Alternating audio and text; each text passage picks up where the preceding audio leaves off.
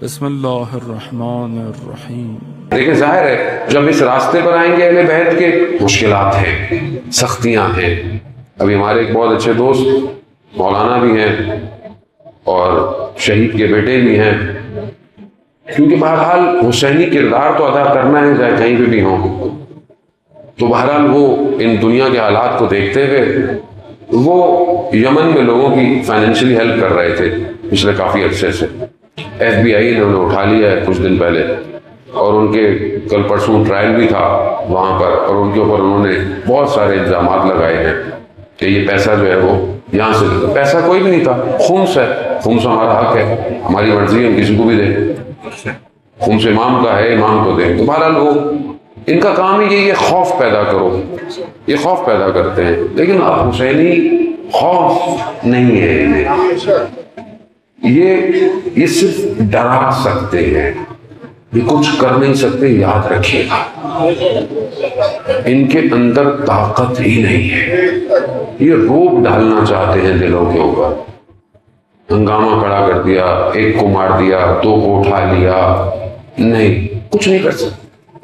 تاریخ میں بنی ہاشم کو دیواروں میں چنوایا گیا ہے زندہ، مگر کیا رک پایا یہ سلسلہ؟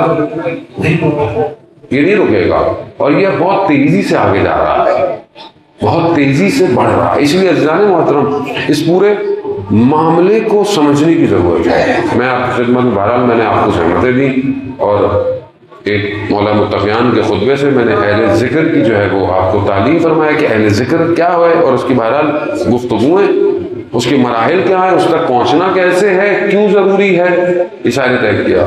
پھر ایک حصہ خطبہ کاسے کا کہ بہرحال پروردگار نے جو ہے وہ جب خلق کیا تو امتحان لیا اپنی پہلی خلقت سے، اس کو پوشیدہ رکھا۔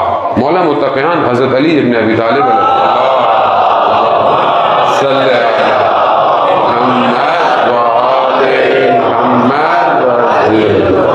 امام جب دیکھیں کوئی چیز بیان کر رہے ہیں تو ایسا نہیں ہے کہ کوئی چیز مجازی ہے، نہیں، امام جب بیان کر رہے ہیں تو حقیقت ہے۔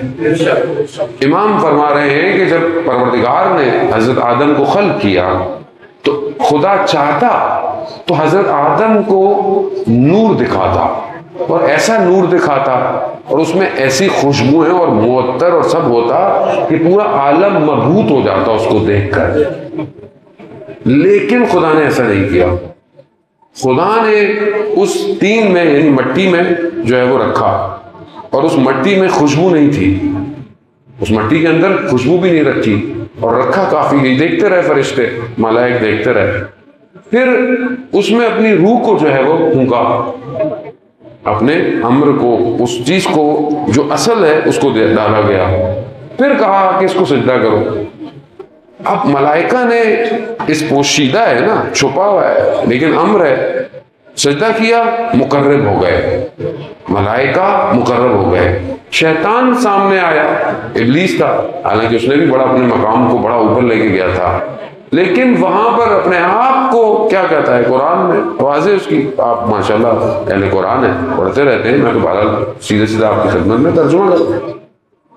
قرآن نے کہا پروردگار تو نے مجھے اغوا کیا، یعنی تو نے مجھے اغوا کیا کہ اس کو سجدہ کروں، میں تین کو سجدہ کروں، اب میں اس دنیا کو زینت بنا کر ساروں کو اغوا کروں گا۔ یہ شیطان نے کہا ہے، لیکن اللہ سوائے تیرے مخلصین بندوں کی، مخلص ہوں گے میں ان کو کر ہی نہیں سکتا، نفوذ ہی نہیں ہے، اندر پینیٹریٹ ہی نہیں کر سکتا، لیکن خدا کو کہہ رہا خدا تو نے مجھے اغوا کیا، تو خدا نے اغوا نہیں کیا، اصل اندر استکبار تھا، اور یہ جس نے دور کیا نکالا یہ اس کی اپنی مشکل تھی، خدا کی طرف سے نہیں تھی۔ اغوا کیسے کیا جاتا ہے؟ اغوا کر لینا ایسے ہے کہ جیسے ایک آدمی اپنے رستے پہ جا رہا ہے، اغوا ہو گیا ہے، اغوا ہو گیا، ابھی اسے پتہ ہی نہیں ہے وہ کہاں جا رہا ہے۔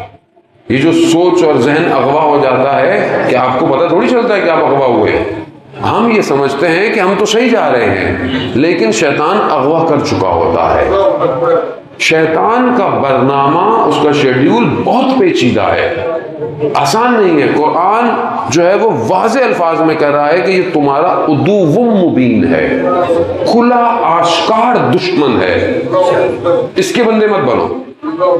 لیکن اس کا کام ہی یہی ہے۔ اب یہ جو امتحان لیا پروردگار نے، بہرحال ان کا لیا اور یہ آگے آتا ہے۔ اب یہ بہرحال کہ شیطان نے اپنا پورا پھر برنامہ ڈیزائن کیا، پورا شیڈیول اس نے ڈیزائن کیا۔ سٹارٹ کہاں سے کیا اس نے؟ حضرت آدم سے کیا، حضرت آدم سے کیا۔ حضرت آدم گندم، اب وہ گندم کیا ہے؟ روایات ہیں سیب تھا، گندم تھی، کوئی درخت تھا یا کوئی ایسا درخت تھا، سارے میوے تھے۔ خوب یہ ایک بہت بڑی گفتگو ہے، خود امام چھٹے امام جعفر صادق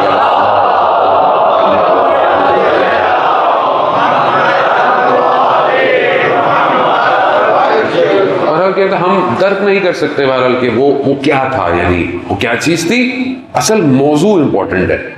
مہم یہ ہے کہ شیطان نے ایسے عہد و پیما دکھائے، ایسی چیزیں دکھائیں، ایسی نصیحتیں کی کہ کیا کیا وہ بھی ہم نہیں سمجھ سکتے، لیکن پیغمبر سے ترک اولا کرا دیا۔ اب پیغمبر معصوم ہے، حضرت آدم ان اسماء کو، وہ جو کلمت اللہ ہے وہ علم ہے حضرت آدم کے پاس۔ اب یہ نہیں کہہ سکتے کہ حضرت آدم نے، نہ، وہ معصوم ہے۔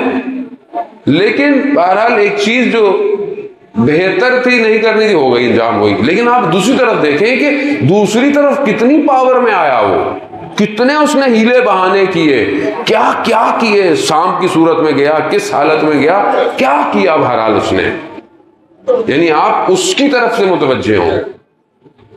بہرحال اس نے اپنا کام کیا، اور اس کے بعد جب حضرت آدم نے، بہرحال بعد میں حضرت آدم کئی سال گریہ کرتے رہے، حضرت جبرائیل تشریف لائے، پھر کہا کہ آپ کی یہ غلطی کیسے قبول ہو؟ بہرحال غلطی تو نہیں، ترک اولا ہے، لیکن بہرحال انبیاء دیکھیں، ہم سے کوئی غلطی ہوتی ہے یا ہم سے کوئی چیز چھوٹے، ہمارا معاملہ الگ ہے۔ نبیوں انبیاء کی عبادتیں، ان کا گریہ، وہ معاملہ الگ ہے۔ ہماری استغفار بالکل جدا ہے، پیغمبر کی استغفار بالکل جدا تھی، ان کے ہاں معنی کچھ اور ہیں۔ حضرت جبرائیل نے وہ نام تعلیم فرمائے کہ جن ناموں کے صدقے میں حضرت جبرائیل کو یہ معاملہ جو ہے وہ کلیئر ہوا۔ نام بہرحال قرآن جانتا ہے، ساری چیزیں آپ جانتے ہیں، وہ کون سے نام تھے، وہ کس ناموں کی وجہ سے جو ہے وہ ان کو جو ہے وہ آگے۔ اب معاملہ جب بہرحال آگے بڑھ گیا، اولاد ہو گئی، حابیل قابیل، پھر وہاں پھر امتحان خدا کی بارگاہ میں، 2 قربانی، جو قبول کرے گا وہ بہتر ہے۔ پھر شیطان یعنی نہیں چھوڑ رہا، کیوں؟ وعدہ کیا ہے، مہلت مانگی ہے، وہاں کیا کیا؟ پہلا قتل ہوئے زمین پہ کرایا، پہلا قتل، بھائی کے بدن کو اٹھا کر کھومتے رہے، پہلا قتل۔ آسان نہیں ہے، شیطان کو سمجھنے کی کوشش کرے۔ تو بھی آتا گیا انبیاء آتا گیا۔ حضرت ابراہیم جب حضرت اسماعیل کو لے کے جا رہے 3 جگہ آیا، روکوں نہیں روکا، پتھر جو مارتے ہیں وہی تو سنت ہے حضرت ابراہیم۔ پھر بھرت ان کی زوجہ کے پاس آیا، ان کے ذریعے سے روکوں، وہ یہ بھی نکل گئی۔ حضرت یوسف کے والد حضرت یعقوب ہیں، وہاں تو کچھ نہیں ہو سکتا تھا، کہاں آیا؟ بھائیوں کے پاس آیا، قتل کر دو۔ بھائی نے بولا قتل تو کرنا مشکل ہے، پھینک دیتے، کنویں میں پھینک۔ خود ایک نبی کو جو آنے والا تھا کنویں میں پھینکوا دیا۔ پھر داستان ہر جگہ آیا، آتا رہا اور آہستہ آہستہ اپنا سسٹم ڈیولپ کیا، کریٹ کیا۔ فرعون شخص نہیں، فرعونیت ہے، نظام بنایا، نظام کو قرآن مشخص کر رہا ہے۔ کیا کر رہا ہے؟ فرعون کرتا کیا ہے؟ یہ کرتا ہے قبضے کر لو، مار دو، ایسے کر دو، وہ کر دو، ظلم میں رکھو، ضعف میں رکھو، دبا کے رکھو۔ उलूव, इस्तिकबाल, ताकत, कोई उठा ना पाए सर, दबा दो, खौफ क्रिएट किया। और ये हर दौर में आया।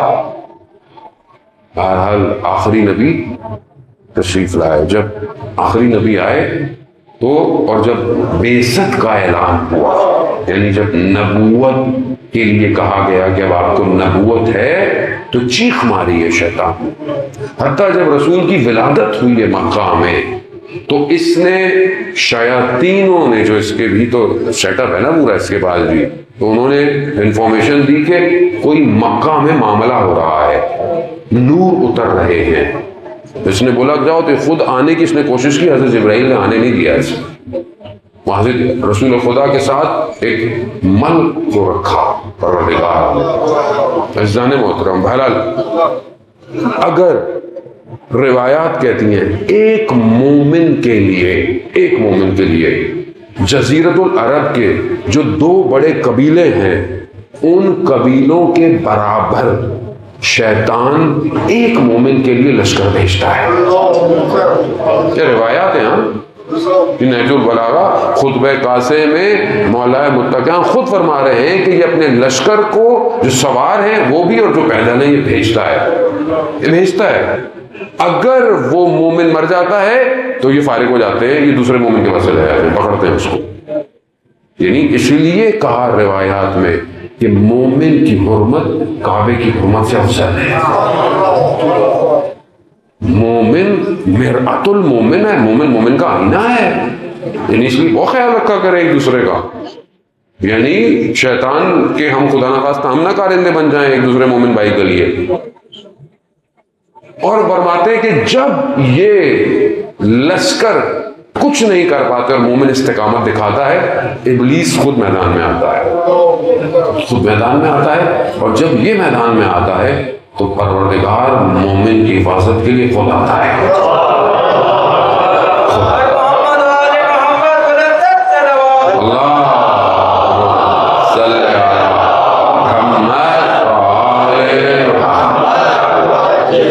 अब आपको समझ में आया क्यों वो अमीरुल मोमिनीन है? क्योंकि मोमिन इतना मुहिम है और हम समझते नहीं, हम बस ऐसी बस बोल लो। शुक्र करें लोग हमें मोमिन बोलते हैं, ये भी खुदा का शुक्र है कि मोमिन हम ही हैं और कोई नहीं है। तो इसमें हमारा कोई कमाल नहीं है, इसमें अमीरुल मोमिनीन का कमाल है, क्योंकि वो विलायत दिलों के अंदर है। और ज़ाहिर है जब ये दिल में विलायत है तो इसकी कीमत देनी है। वो उसने उसी विलायत के मुकाबले में तो आया वो।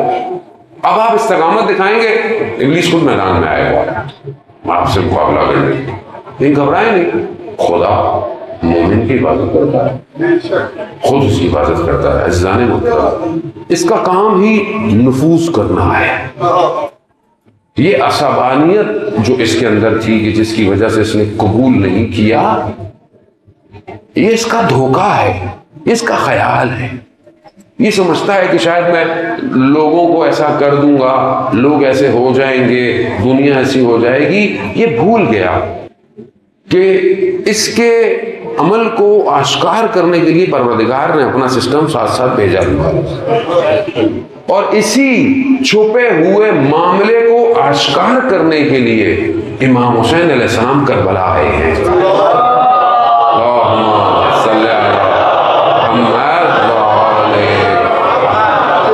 अब आप अगर थोड़ा सा भी पजल जो मैंने आपको कहा अगर आप आपस में जोड़ें तो आपको ये तस्वीर समझ में आएगी कि करबला क्या है।